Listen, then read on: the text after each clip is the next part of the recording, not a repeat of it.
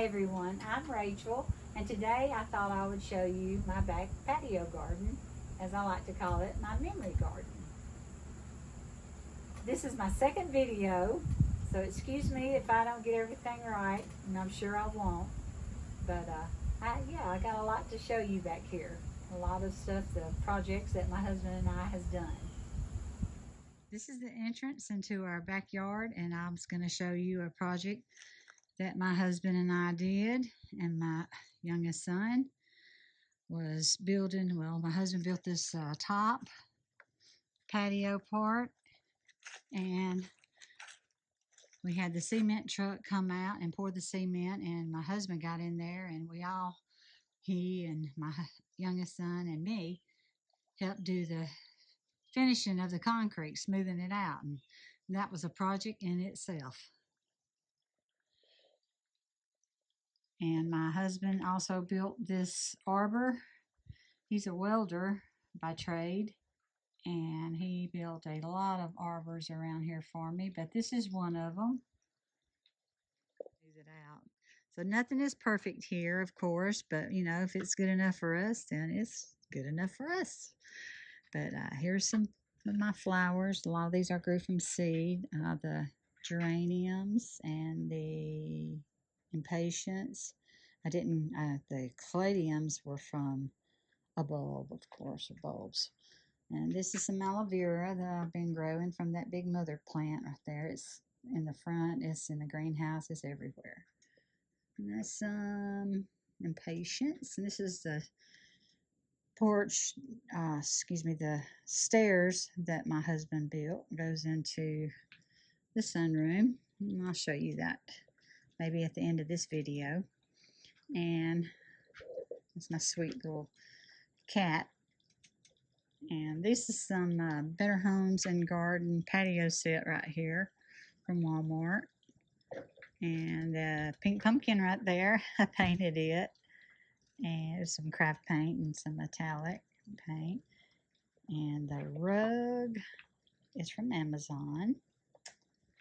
And I'm just really loving the pink and the mauve and the rose colors. As you can tell, I had a lot of that in my she shed out there. When I say she shed, it's more or less I do everything out there. I paint. I've painted furniture out there. I reupholstered furniture, and I just do a lot out there. So it's not just a she shed. But anyway, that is some pumpkins I'm growing from seeds, and I hope they'll put on pumpkins before it gets too cold and the frost kills them. But yeah, this is the back patio. Let's try to pan around. Just love these pillow covers. Let me see if I can get you a better picture. Got the roses on top of the pumpkins. Those are so cute. Let me see if I can get over here without giving you whiplash. See the pretty little fall pink pumpkins with the roses sitting on top and the pearls. I seen those on Amazon. I thought, oh, I got to have those. And here is some more mums. And that is Vinca. And of course, my red cardinal vine. And it's got morning glories coming up through all these vines. In the mornings, she's real pretty looking out from the sunroom and seeing the little blue flowers on the morning glories. And over here we have a red cardinal vine and moonflower. I'll have to throw in a pic of that. It only blooms out in the late evenings and early mornings. It's really pretty. It has big white blooms on it. But yeah, this is the patio. We did all of the cement or the pavers that goes around all the way around, because the cement was, you know, it went up so high. It had to be so many inches thick to pour, and so we made these pavers with some of the cement and brick edges around it. This is Vinca, pink Vinca, and that's some basil that I grew from seed. I think that must be boxwood basil because it grew in a shrub form. And there is some portulaca purslane, purslane. And walk. My kitty cat wants to get in the frame. And we will walk.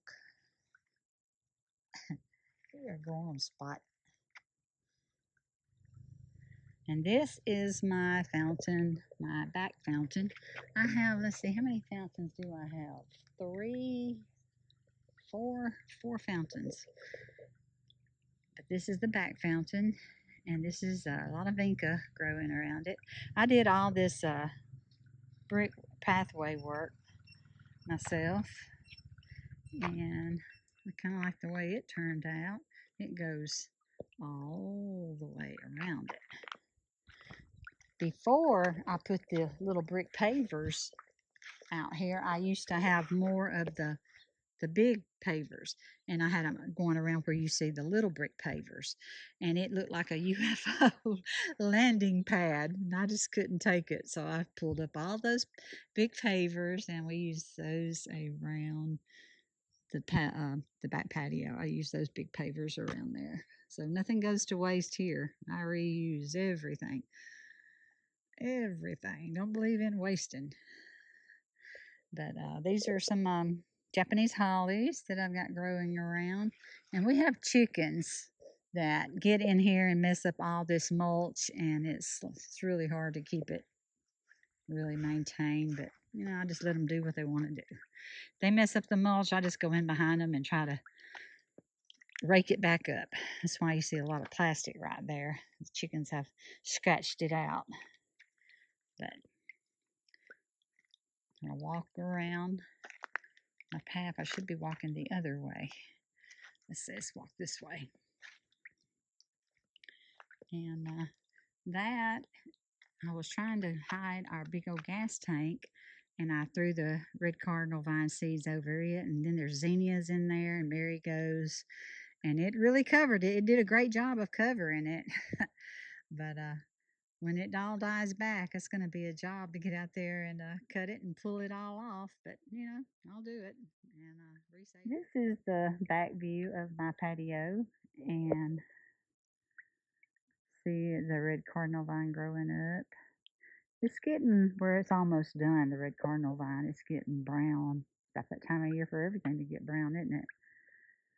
But yeah, I just love this cleome though. It's not really in full bloom right now, but when it is in full bloom, it is beautiful. And I never have grown cleome before, until my husband's cousin gave him a little sprig, and buddy, that little sprig, it took off. It did really well. And that's a cement bench that I think came from my stepsister. We went over there, she passed away, and I got that bench from her. And there's another view. And this yellow mom right here, my cat must have got in there. It made a hole in it. I guess he got in there and realized he didn't like it in there and got out and broke. I just let it go. Maybe it'll come back. But anyway, this is the sunroom right here. But today we're outside, me and my grandson, and we've just been doing a little this, a little of that. I've been in my shed painting some hanging pots they're metal, that I picked up at the consignment store yesterday. Well, we don't need to show you all that out there. I've been moving stuff over. But yeah, let me see if I can get up here and get a better shot of it all. And I enjoy working out here and sitting out here because we have the fan up there and we have this other fan. I don't have it on right now because that thing is loud. It's really loud. But yeah, this is my back patio. This is my memory garden, as I like to call it. This rose is not in bloom right now, but it was beautiful. But this copper tag right here, I have copper tags on all of them, is in memory of my mama. She passed away in 2016. But It is a Belinda's Dream rose, but now this rose is named after my friend Becky. She was my best friend. She passed away of cancer. And I really don't know the scientific name of the rose, but we're just going to call it Becky. And that's basil growing right here around it because I like to plant it around my roses. It helps keeps the black spot off and a lot of the bugs that, you know, can do a lot of damage to roses. And these are just drift roses. But this rose right here is also a Belinda's Dream. And I got it named after my mother-in-law. There's the copper tag. Her name was Millie. Millie had a flower shop around here. And everybody that lives around here, probably in a 100-mile radius, came and got their flowers from Millie. She was a very sweet lady, and she could really work the flowers. She could really do.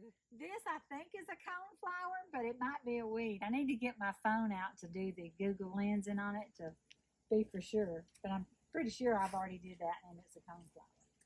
And this is just some vinca. This rose is a quietness rose. It's the name, scientific name of it, quietness.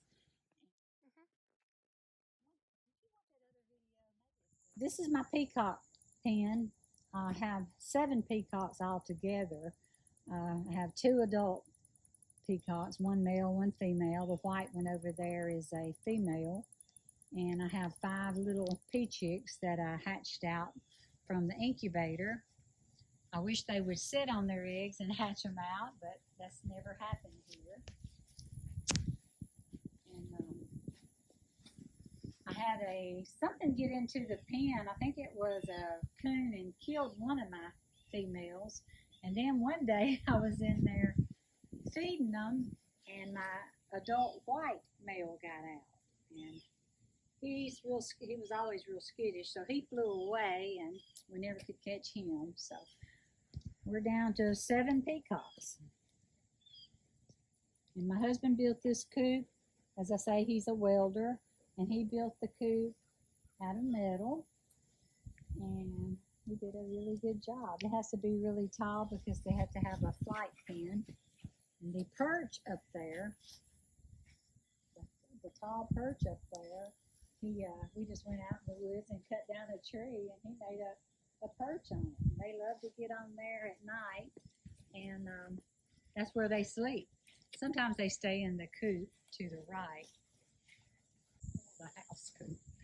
Yeah, I'd cut that out. But anyway, he made that, and they stay in there sometimes when it's real cold. But they like the snow, they like the ice. And they love to be outside under the stars when they're sleeping. And this blue one is named Gemini. And he used to be real nice, but now he hates my husband. He tries to attack him. And here lately, when I've been getting in there trying to do some washing out the waterers and the feeders, he's getting to where he's wanting to attack me. So he's not being very nice lately. And these are a few of our chickens. We have around 12. We let them free range during the day, and we put them up in the coop at night so no predators get them. And we have to keep the peacocks separated from the chickens because the peacocks are more prone to diseases than the chickens are.